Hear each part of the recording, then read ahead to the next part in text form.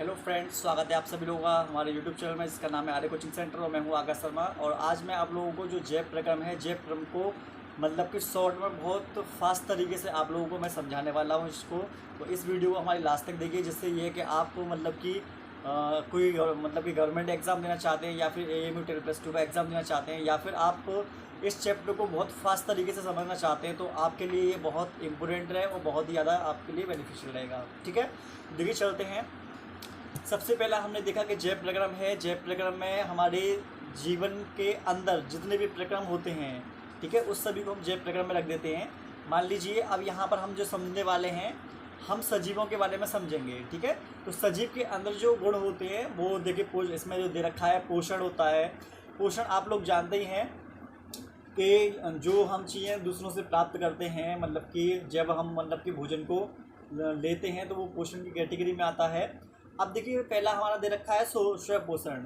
स्वयं पोषण मतलब ऐसे जीवधारी जो अपना भोजन स्वयं बनाते हैं, उसको हम स्वयं पोषण बोलते हैं। जैसे हरे पेड़ पौधे, यूग्लिना प्रोटोजोआ जो होता है, ये अपना भोजन स्वयं बनाते हैं, इसलिए इनको हम स्वयंपोषी बोल देते हैं। तो हरे पौधे भी इसमें आते हैं। तो देखिए, हरे पौधे जो होते हैं वो प्रकाश संश्लेषण करते हैं, जिसको फोटोसिंथेसिस बोलते हैं।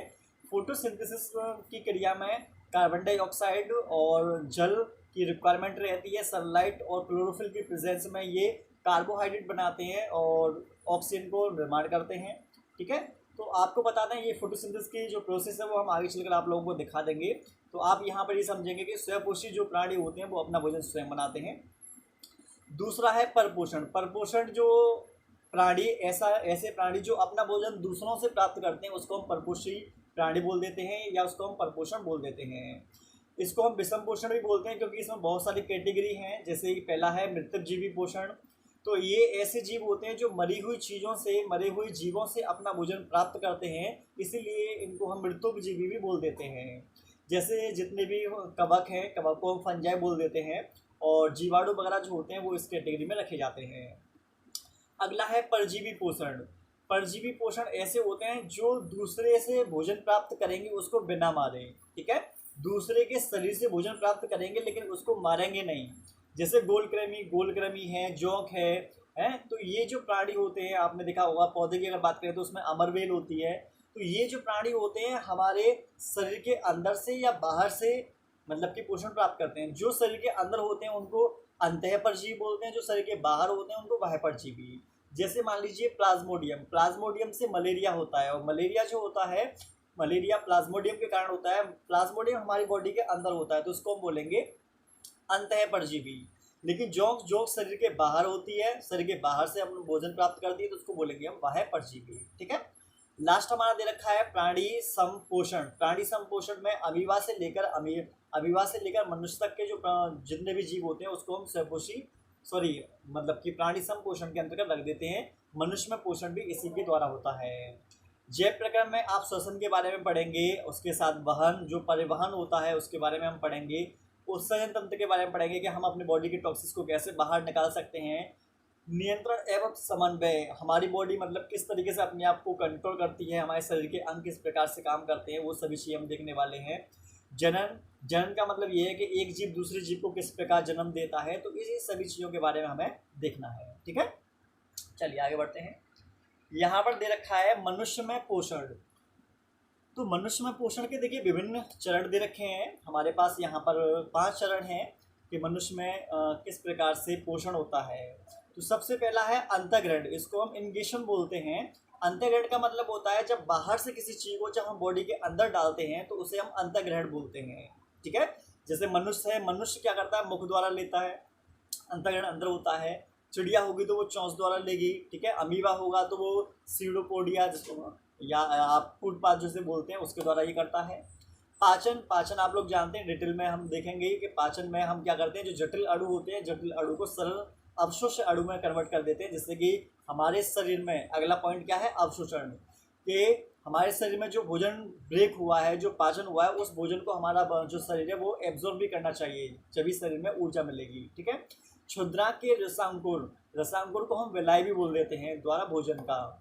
बड़ी आंत में जल का, तो देखिए जो हमारी छोटी आंत होती है वहाँ पर भोजन का अवशोषण होता है, जो हमारी बड़ी आंत होती है वहाँ पर जल का अवशोषण होता है। ये वाली बात आप ध्यान रखिएगा।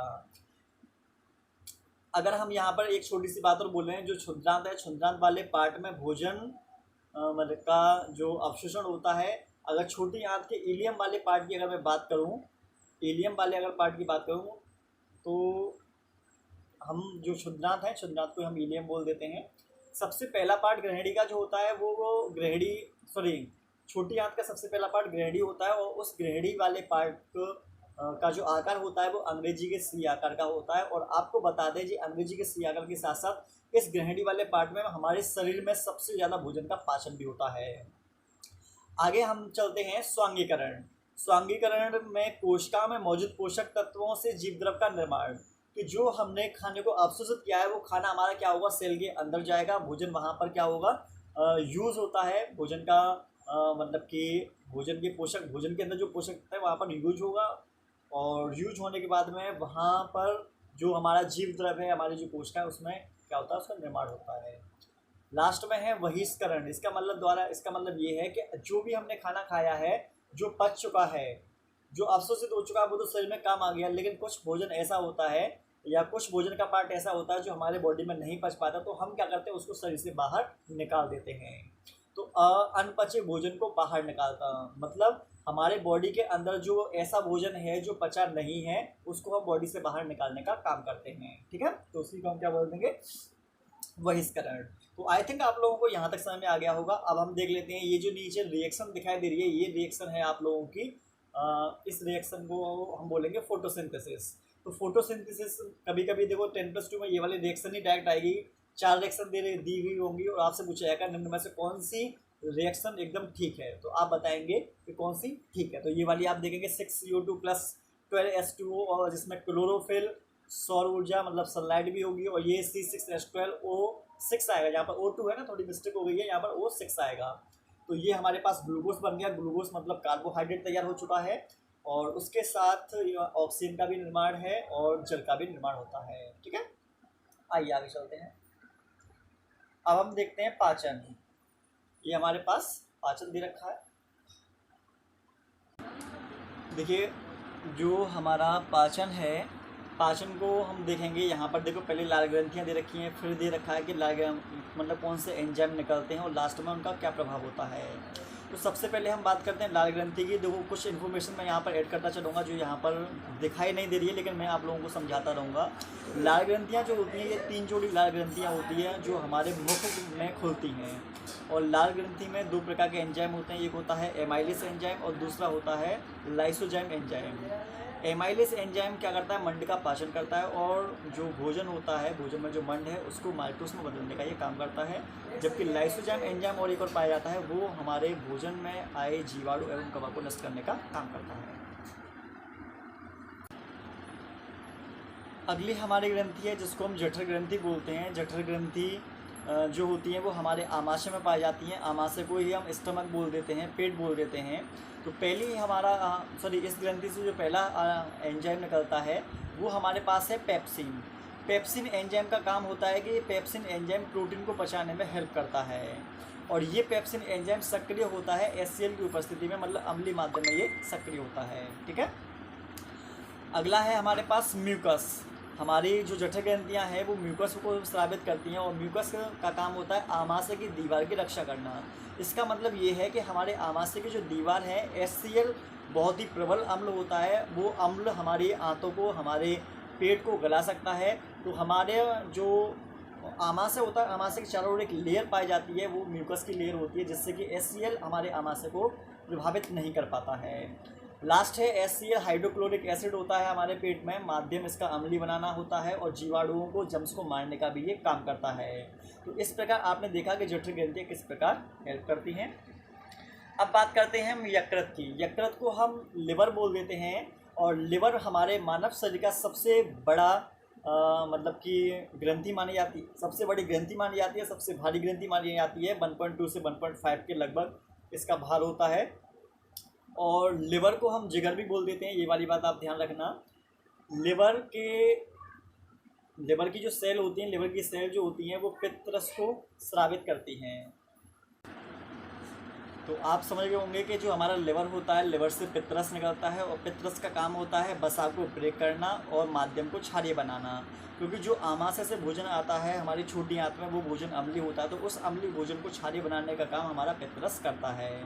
वसा का तोड़ना मतलब एक नाम आता है वसा का पायसीकरण। वसा का पायसीकरण का मतलब होता है वसा के बड़े अणुओं को छोटे अणुओं में तोड़ने का काम करता है। ठीक है। पित्तरस के देखिए और भी बहुत सारे कार्य होते हैं, हम पहले आप लोगों को बता चुके थे। अब हम बात करते हैं किसकी, अब हम बात करते हैं अग्नाशय की। अग्नाशय को हम मिश्रित ग्रंथि भी बोलते हैं और मानव शरीर की दूसरी सबसे बड़ी ग्रंथि होती है। इससे आपको दिखाई दे रहा होगा ट्रिप्सिन। ट्रिप्सिन एंजाइम इससे निकलता है और ये एंजाइम प्रोटीन को पचाने में हेल्प करता है। एक एंजाइम होता है लाइपेस, जिसको हम अग्नाशयी लाइपेस बोल देते हैं। ये लाइपेस एंजाइम वसा को पचाने का काम करता है। वसा के बड़े अणुओं को बसीय अम्ल और ग्लिसरॉल में तोड़ने का काम करेगा। ठीक है। और एक यहाँ पर अग्नाशय में एक एंजाइम और होता है, अग्नाशयी एमाइलेज होता है, जो कार्बोहाइड्रेट को पचाने का काम करता है। ये भी आप ध्यान रखिएगा। बात करें अगर हम छोटी आंत की, तो छोटी आंत से आंतरिक रस निकलता है और छोटी आंत की लंबाई जो होती है वो काफ़ी बड़ी होती है, लगभग 22 फीट के लगभग होती है। ठीक है। और यहाँ पर भोजन का पूर्ण पाचन होता है। भोजन का पूर्ण पाचन कहाँ पर होगा, तो आप बताएंगे छोटी आंत में। छोटी आंत से बहुत सारे एंजाइम निकलते हैं जो भोजन को पचाने में हेल्प करते हैं। तो मैं आप लोगों को एक मतलब ट्रिक बता रहा हूँ, उस ट्रिक के माध्यम से उन एंजाइम को आप अच्छे से याद कर सकते हैं। तो मैं बता रहा हूँ आपको स्माइल, आपको क्या करना है, SMILL स्माइल लिखना है। और इससे हम ट्रिक तैयार करेंगे कि छोटी आंत से कौन कौन से एंजाइम निकलते हैं। ठीक है। तो आपको क्या करना है, एस से बनाना है सुक्रेज, और सुक्रेज पचाता है सुक्रोज को। एम से बनाना है माल्टेस, माल्टेस पचाएगा माल्टोस को। आई से बनाना है इरेप्सिन, इरेप्सिन पचाएगा, इरेप्सिन किसको पचाएगा, प्रोटीन को पचाने का काम करेगा। अगला है हमारा है एल, एल से बनाएंगे आप लाइपेस, लाइपेस क्या करेगा, वसा को पचाने का काम करेगा। अगला हमारा पास है एल से बनाएंगे lactase enzyme, lactase enzyme lactose को पचाने का काम करेगा। तो इस तरीके से जो मैंने आपको अभी जस्ट बताई है ट्रिक क्या है, स्माइल, और जो मैंने शब्द आपको बताया उन शब्दों का यूज करके आप पूरी ट्रिक तैयार कर सकते हैं और जो बहुत आसानी से अग्नाश मतलब कि हमारी छोटी आंत में पाए जाने वाले एंजाइम को आप आसानी से याद भी कर सकते हैं। तो देखिए बहुत फास्ट तरीके से हमने ये टॉपिक जो था पाचन वाला, वो छोटा सा जो टॉपिक है वो हमने कवर कर लिया है। ठीक है। उसके अलावा आपको कोई भी इन्फॉर्मेशन चाहिए तो देखो वो बहुत कम समय में हमने ये देख लिया है, बहुत कम समय में और भी हम बहुत सी चीज़ें देखेंगे। कोई भी चीज़ अगर दिक्कत आ रही है तो आप हमसे कमेंट सेक्शन में जाकर पूछ सकते हैं, हम आपको वहाँ पर जवाब दे देंगे। ठीक है। धन्यवाद।